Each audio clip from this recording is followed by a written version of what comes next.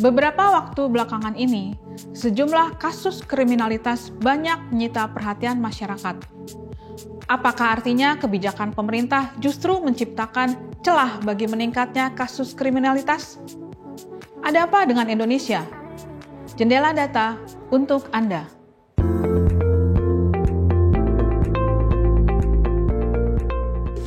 Jumlah kriminalitas meningkat hampir 12.000 kasus di Indonesia pada tahun 2023. Total jumlah kejahatan sepanjang 2023 sebanyak 288.472 perkara, naik 11.965 perkara jika dibandingkan dengan tahun 2022. Angka ini lebih tinggi dari 3 tahun terakhir. Ini terlihat dari tahun 2020 yang hanya tercatat 247.780 kasus.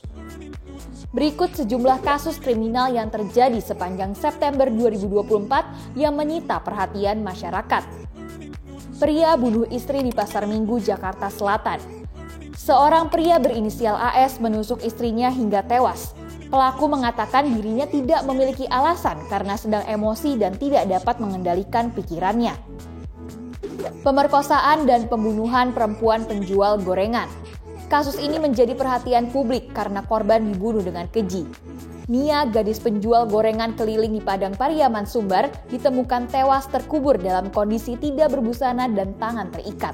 Pelaku IS dijerat pasal berlapis hingga terancam hukuman 15 tahun penjara.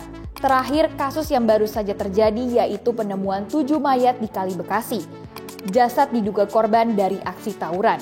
Sebanyak 15 orang menjadi tersangka dan dimintai keterangan oleh Polres Metro Bekasi. Lantas, apa sebenarnya yang menjadi faktor penyebab dari kasus kriminalitas yang terjadi?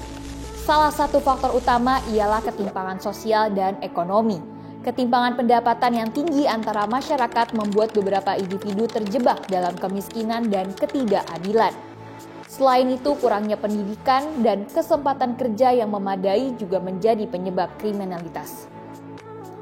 Pemerintah telah meningkatkan anggaran dan sumber daya untuk kepolisian guna memperkuat penegakan hukum dan meningkatkan respon terhadap kejahatan. Selain itu, pemerintah juga aktif mengadakan kampanye untuk meningkatkan kesadaran tentang bahaya kriminalitas. Pertanyaannya, mengapa tingkat kejahatan masih saja meningkat? Adanya kesenjangan antara kebijakan yang dirancang dan implementasinya di lapangan menjadi salah satu faktor utama mengapa tingkat kriminalitas masih tinggi. Tanpa adanya evaluasi upaya pemerintah, mungkin tidak akan memberikan dampak yang diharapkan.